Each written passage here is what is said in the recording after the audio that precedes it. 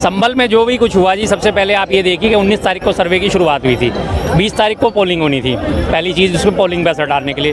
उसके बाद 23 तारीख को जो है जब रिजल्ट आ गए, 24 तारीख को सारा का सारा उग्रवाद ये कांड जो है जन्म ले गया। क्यों? क्योंकि 23 तारीख को जो हेरा फेरी हुई महाराष्ट्र में, जितनी भी हेरा फेरी चुनावों में हुई है, उस सब पे पर्दा डालने के लिए 24 तारीख को फ़ौरन से फ़ौरन ये क्रिएट कर दिया गया। आपको ये देखा कि महाराष्ट्र में चुनावों में कितनी बड़ी हेरफेर हुई है। एक एक जो है वहाँ से जो एक मनसे का उम्मीदवार, महाराष्ट्र नवनिर्माण सेना का उम्मीदवार जो है अपने इलाके से खड़ा होता है और उसे मात्र कितने वोट मिलते हैं? 2 वोट अपनी कॉन्स्टिट्यूएंसी के, मतलब अपनी जहाँ पे उसका बूथ है, जहाँ पे उसका वोट डलना है। उसके परिवार में 18 लोग गिनती के, तो उसके 16 वोट उसके घर के ही गायब हो गए, पहली चीज़। दूसरी चीज़ आपका यूपी का अगर देखा जाए तो कुंदर की विधानसभा 65% मुस्लिम वोट, 65% मुस्लिम वोट होने के बावजूद भी वहाँ पे जो है बीजेपी का कैंडिडेट जीता है 2.25 लाख वोट लेकर, और 1,44,000 के लगभग की उसने जीत जो है दर्ज हासिल करी है। अब उसमें साफ साफ, जबकि पूरा देश जानता है, पूरा यूपी जानता है कि मुसलमानों की हालत यूपी में क्या करी हुई है, उसके बावजूद भी उन मुस्लिमों का रातों रात इतना हृदय परिवर्तन हो गया कि उन्होंने कहा कि सारे बीजेपी के कैंडिडेट को जिता दिया और अपने मुस्लिम कैंडिडेट को 27,000 वोट दिए समाजवादी पार्टी को। दूसरी चीज़। तीसरी चीज़, महाराष्ट्र में ही एक गांव में लगातार कांग्रेस का किसी भी को पार्टी का वोट ही नहीं है, कांग्रेस का 0 वोट वहाँ पे कांग्रेस को मिला है। और वहाँ पे सारे जो है वहाँ पे लोग आगे प्रदर्शन करने के, जी हमने तो कांग्रेस को वोट दिया था, करीब 6,000 वोट वहाँ पे गाँव के, 2 गाँवों के 6,000 वोट, और वो 6,000 के 6,000 लोग कह रहे हमने कांग्रेस को वोट दिया था, हमारा एक भी वोट जो है कांग्रेस को गया ही नहीं है। तीसरी चीज़। अब उसके बाद आती है नांदेड़ लोकसभा क्षेत्र। नांदेड़ लोकसभा क्षेत्र में क्या हुआ? नांदेड़ लोकसभा क्षेत्र से करीब 5.5 लाख वोट लेके जो है नांदेड़ से कांग्रेस का उम्मीदवार जीत गया, 1450 वोटों से उसने जीत हासिल करी। उसी नांदेड़ लोकसभा क्षेत्र में आते हैं 6 विधानसभा क्षेत्र, 6 की 6 सीटों पे जो है बीजेपी के कैंडिडेट जीते हैं और 25,000 प्लस से जीते हैं। उनके 6 के कैंडिडेट का टोटल करा जाए तो उन्हें वोट मिलते हैं 4.5 लाख, कांग्रेस के कैंडिडेट को मिलते हैं 5.5 लाख वोट। अब ये कैसे पॉसिबल है साहब? एक आदमी जब वोट देने जा रहा है वहीं पे उसके लिए मशीन रखी है एमपी के लिए, सीट के लिए और विधानसभा के लिए। वो एमपी के लिए तो कांग्रेस को चुन रहा है, विधानसभा के लिए वो उसको चुन रहा है बीजेपी को। चलो 1 सीट पे हम मान भी सकते हैं, ऐसा हो सकता है, 2 सीट पे मान सकते हैं, 3 सीट पे मान सकते हैं, 6 की 6 सीटों पे क्या है पॉसिबिलिटी है? कहने का मतलब है 6 की 6 सीटों पे पॉसिबिलिटी है नहीं ना। और जबकि वोटों में फर्क कितना? 1 लाख का वोट का फर्क आ गया। 4.5 लाख से 6 के 6 कैंडिडेट जीता थे, लेकिन 5.5 लाख से एक अकेला जो है कांग्रेस का जीतता है। 1 लाख वोट जो है वो उसके कम हो गए विधानसभा में, पहली चीज़ तो ये सारी घटनाओं को छुपाने के लिए 24 तारीख को इसको संभल को अंजाम दे दिया गया। अब सारे लोग आके संभल संभल संभल संभल संभल, कोई भी ये नहीं कह रहा कि भाई महाराष्ट्र उपचुनावों में क्या हुआ, यूपी के उपचुनावों में क्या हुआ, महाराष्ट्र चुनावों में क्या हुआ। सबने एक बार एक ही दिन में सबकी बोलती बंद हो गई। 23 को रिजल्ट आ रहा है, 24 को संभल की घटना आकार ले जाती है। 25 तारीख से सारा मीडिया संभल के पीछे पड़ा हुआ है। किसी ने महाराष्ट्र के चुनाव के लिए उंगली नहीं उठाई, किसी ने कुंदर की विधानसभा के लिए उंगली नहीं उठाई, किसी ने नांदेड़ के लिए लोग से उंगली नहीं उठाई। जी 5 लोगों की मौत भी हो गई है, बिल्कुल जाहिर बात है, गरीब आदमी मारे ही जाएंगे, उनका क्या है, उनके जिम्मे तो उनकी मौत ही है, मारे जाएंगे। जी जी बिल्कुल मारे जाएंगे। जब प्रशासन उन्हें मारेगा, गोली चला के उन्हें मारेगा, साफ साफ पुलिस वाले कह रहे हैं मारो बे सालों को, गोली मारो बे इन्हें, तो सीधी सी बात है उनकी तो मौत होनी ही होनी है। आप अपने हक के लिए आवाज़ उठाते। संविधान सभा आज है, आज संविधान दिवस है, 26 नवंबर 1949 को हमारा संविधान पूरा हुआ था। आज बीजेपी बड़े जोर शोर से संविधान दिवस मना रही है, और सबसे ज़्यादा हत्या करने वाली कौन है? बीजेपी संविधान की हत्या करने वाली। आप एक इसी चीज़ में अगर इसको कानूनी पहलुओं पर अगर जाते हैं, कानूनी पहलू के हिसाब से जो है अगर आप सिविल मुकदमा कोई भी दायर करते हैं तो संबंधित पक्ष जो है उसको नोटिस जारी होगा, अपना पक्ष रखने के लिए उसे टाइम दिया जाएगा, जो कि अमूमन कम से कम 2 से 3 महीने का टाइम होता है कि आप अपने काउंसिल के थ्रू, वकील के थ्रू, या आप स्वयं पेश होकर इस मामले पे अपनी जो है वाद अपना दाखिल करो। वहाँ उसका पूरा उल्लंघन करा गया। 10 बजे एप्लीकेशन दायर होती है, 12 बजे उस पर फैसला हो जाता है, 2 बजे कोर्ट कमिश्नर नियुक्त कर दिया जाता है, 4 बजे कोर्ट कमिश्नर लाव लश्कर के साथ जाके वहाँ पे पहुँच जाता है अपने उसके लिए। संविधान को तार तार आपने कर दिया। अब दूसरी चीज़, एक और चीज़ मैं आपको याद दिलाता हूँ। एक हमारे संविधान में एक है एंड ऑफ एडवर्स पोजीशन, जिसे कहा जाता है कि अगर 12 साल से किसी भी जगह पे कोई व्यक्ति काबिज है और 12 साल तक उस पर अगर कोई भी व्यक्ति उस पर कोई आपत्ति नहीं दर्ज करता कि ये जगह मेरी है, ये जगह किसी और की है, तो वो जगह ऑटोमेटिकली उसकी हो जाती है। अब ये मस्जिद कब की बनी हुई है? 1526 से 1530 के बीच इसका आकलन करा जाता है। 1530 से आज कितने साल हो गए? 500 साल हो गए।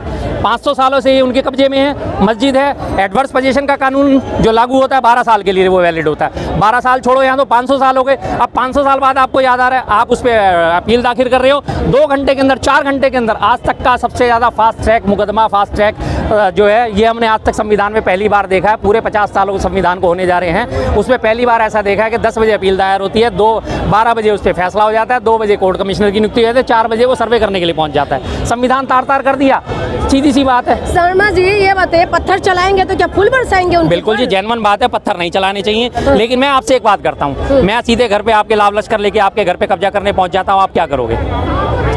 कानून पे भरोसा जताओगे, पुलिस बुलाओगे, और पुलिस भी मेरे साथ ही खड़ी है, फिर आप क्या करोगे? आप बिल्कुल भी विरोध नहीं करोगे, करोगे ना? जाहिर सी बात है। और मैं ऊपर से आपको माँ की, बहन की, दुनिया भर की गालियां दूंगा, भड़काऊंगा, कुछ तो करोगे ना। ये तो क्रिया की प्रतिक्रिया है, सीधी सी बात है। आप ऐसी हरकतें ही क्यों करते हो? मैं बार बार दिल्ली का उदाहरण देता हूँ। अभी हमारी ये रामलीला हुई थी, यहाँ बगीची माधव दास से जो है शोभा यात्रा निकली, इस कोने से लेकर फतेहपुरी मस्जिद से होते हुए पूरा पुरानी दिल्ली उसने कवर करा। दोनों तरफ से जो उनके ऊपर फूल बरसाया कर, क्यों? क्योंकि वहाँ पे कोई भड़काऊ नारे नहीं लग रहे थे, कोई भड़काऊ भाषण नहीं दिए जा रहे थे। पूरे मुस्लिम एरिया और दोनों तरफ होने के बावजूद ये नहीं कहा जा रहा था कि मुस्लिमों तुम्हारी माँ की, तुम्हारी बहन की। तो जाहिर सी बात है, लोग उसमें किसी से कोई आपत्ति नहीं। ये देखिए, ये तो हम तो आम इंसान हैं। श्री कृष्ण का जो है संयम, वो भी 99 गालियां खाने के बाद, शिशुपाल ने जब 99 गालियां दी थी, 100वीं गाली के बाद तो श्री कृष्ण का भी संयम खत्म, जवाब दे गया था, धैर्य जवाब दे गया था। तो फिर आम इंसानों की क्या बिसात? आम इंसानों के ऊपर आप 500 साल बाद लाके आप ये बात करते हो। फिर मैं दोबारा से उदाहरण देता हूँ, हीरा जैन मंदिर लाल किले के समकालीन है, यहाँ पे सारी सेना उनकी बैठी हुई थी, शाहजहाँ की सेना होती थी, शाहजहाँ के शिल्पीकार थे, वास्तुकार थे सारे के सारे। उन्होंने यहाँ अपनी झोंपड़ियाँ बनाई, अपने यहाँ पे मंदिर बनाया, मस्जिद बनाए। अब वो आके आज कहने लगे, यहाँ पे जो मस्जिद वाले जो तो मुसलमान भी थे, वो आके कहने लगे जी हम तो यहाँ पे बैठ के पूजा करते थे, हम तो यहाँ पे बैठ के इबादत करते थे, हम तो यहाँ मुसल्ला बिछा के अपनी वो नमाज पढ़ते थे। हटाओ इस जैन मंदिर को, हमें दो, ये तो दे दोगे आप उन्हें? आगे गौरी शंकर मंदिर आप दे दोगे उन्हें? इस कोने से फतेहपुरी मस्जिद तक लगातार यहाँ पे लेबर बैठी हुई थी, उसमें हिंदू भी थे, मुसलमान भी थे, यहीं बैठ के वो नमाज भी पढ़ते थे, यहीं बैठ के वो खाना भी खाते थे, सब काम करते थे। आज दे दोगे आप उन्हें? नहीं दोगे ना, किसी भी कीमत पे नहीं दोगे ना। तो फिर 500 साल बाद ये इन बातों को उठाने का क्या मकसद है? जज को भी तो कानून का पता है, जज ने क्या? नहीं, जज को कानून का कुछ नहीं पता। एक आम इंसान, आप जो है ना फर्स्ट ईयर या सेकंड ईयर के लॉ के स्टूडेंट से भी जाके इन 2 चीजों पे सवाल आप मांग लोगे, जवाब मांग लोगे, वो भी बता देगा। जज ने पूरी तरह कानून का उल्लंघन करा है। कहीं भी किसी भी सिविल मैटर में भाई साहब, कोई भी एक आम आदमी जो जरा सा भी कानून जानता है, आप छोड़िए, एक नेचुरल कानून की हम बात करते हैं। ये जज साहब है, मैं इनके सामने अपील लगाता हूँ, जी फलाने आदमी ने मुझे गाली दी है, तो ठीक है भाई, मैंने इनके अपील लगा दी। वो जज आपसे सवाल तो पूछेगा, भाई तूने इसे गाली दी या नहीं दी, या सीधा मेरे फेवर में फैसला कर देगा, हाँ इसने गाली दी, मार साले को थप्पड़, हो जाएगा। एक नेचुरल कानून भी होता है, एक नेचुरल जस्टिस भी होता है, जिसे कहा जाता है एक नेचुरल जस्टिस। वो नेचुरल जस्टिस का पालन कहाँ हुआ साहब? 2 चीजों का उल्लंघन यहाँ पे हुआ है। मौतें जो हुई, शर्मा जी, इनका जिम्मेदार कौन है? शासन प्रशासन है, और इसके अलावा कौन हो सकता है बताइए? साहब उनका बयान आया कि पुलिस ने कोई गोली नहीं चलाई है। बिल्कुल पुलिस ने गोली चलाई है, पुलिस की वीडियो ये मौजूद है मेरे पास, मैं दिखा दूं आपको पुलिस के वीडियो। गोली चलाते हो, मारो बे सालों को, मारो बे, गोली चलाओ बे, मारो सालों को इनके, ये पुलिस वाले। और इससे पहले आपको याद है, इसी चुनाव में जब मीरापुर चुनाव हुआ था, वहाँ पे पुलिस वाले को आपने देखा था ना, औरतों के ऊपर पिस्तौल तान रखी थी, वो कौन थे? पुलिस वाले थे या मैं था, या ये भाई साहब थे, या ये भाई साहब थे, कौन थे वो? दंगाइयों को सबक तो सिखाएं। वो कौन से दंगाई थे मीरापुर में जो चुनाव में अपना वोट देने जा रहे थे भाई साहब? क्यों कर रहे थे वो? उन्होंने तो कोई पथराव ही नहीं करा, वो तो अपना वोट डालने जा रहे थे, पुलिस उन्हें रोक रही है, पुलिस उन्हें रोक रही है। और पुलिस, आप सबसे बड़ी बात है, पुलिस तो आप किसके शासन में काम कर रही है? योगी जी के शासन में। प्रशासन किसका? योगी जी का। ये तो चलो पुलिस है। इससे पहले बहराइच दंगा हुआ, बहराइच दंगा आपको याद है? बहराइच दंगे में 2-3 दिन तक खूब मामला हवा हुआ।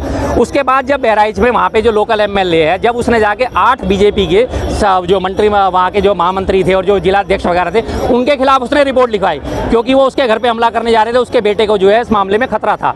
जब उसने वो रिपोर्ट लिखाई, उसकी रिपोर्ट लिखी गई। अगले दिन क्या हुआ? 2 दिन बाद ही वो जो है वहाँ का एमएलए जो यू टर्न मार गया। क्यों भाई? तब क्यों यू टर्न मार गया? कब? किसके शासन प्रशासन किसके दबाव में था? जाहिर सी बात है, योगी जी ने ऊपर से प्रेशर डाला और सब लोगों ने प्रेशर डाला, सीधी सी बात है। अब पुलिस, क्या आप सोच रहे हो कि पुलिस मुख्यमंत्री की खिलाफत कर सकेगी?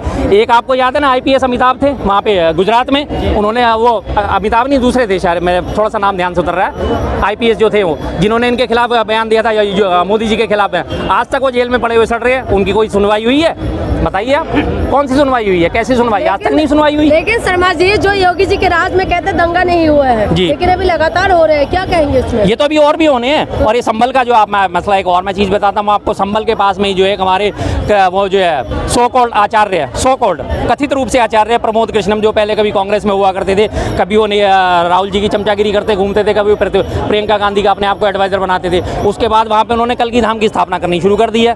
अब जाहिर सी बात है, कल की धाम की स्थापना करेंगे तो वहाँ पे हिंदू मुस्लिम तो उन्होंने करना ही करना है, तभी तो उनके लोगों को चंदा मिलेगा, तभी तो उनका कल की धाम आकार लेगा। जब उन्हें चंदा मिलेगा, जब जाके हिंदू बढ़ चढ़ के हिस्सा देंगे कि हाँ जी हाँ कल की धाम बन रहा है, जाके चंदा दो, जाके वो करो। अभी आप हिंदू विरोधी है क्या? वो जो बाबा है, बाबा बागेश्वरिया कह रहे हैं कि वहाँ पे जी बाबा बागेश्वर कह रहे हैं कि वहाँ पे प्राण प्रतिष्ठा होनी चाहिए जल्दी से जल्दी। हाँ जी, बाबा बागेश्वर कौन है, क्या उनकी आय है, क्या है वो बाबा के नाम पे? फ्रॉड नंबर 1, सामने बैठा के अपने ही लोगों को पर्ची खोल के दिखा देता है, लो जी पर्ची मैं तुम्हारे को बता देता हूँ। फेसबुक पे पत्रकार का सारी डिटेल डली हुई, कल आपने अपना गृह प्रवेश करा था, आपकी भतीजी का नाम अदिति है, सारी डिटेल निकाल के उन्हीं बताता, उसी बाबे का बागेश्वर को खुला चैलेंज दे रहा हूँ, आ जाए मेरे सामने बैठ के आधे घंटे शस्त्रार्थ कर ले। अगर ना पानी पिला दूं तो मेरा नाम शर्मा नहीं। अच्छा, अगर ना पानी पिला दूं उस व्यक्ति को तो मेरा नाम शर्मा नहीं। गारंटी देता हूं इस बात की। धर्म के नाम पे अगर वो मेरे से बहस कर ले बाबा बागेश्वर, आधे घंटे के अंदर ना उसको पानी पिला दिया, आधा घंटा छोड़ो, मेरे 4 सवालों का जवाब नहीं दे पाएगा बंदा।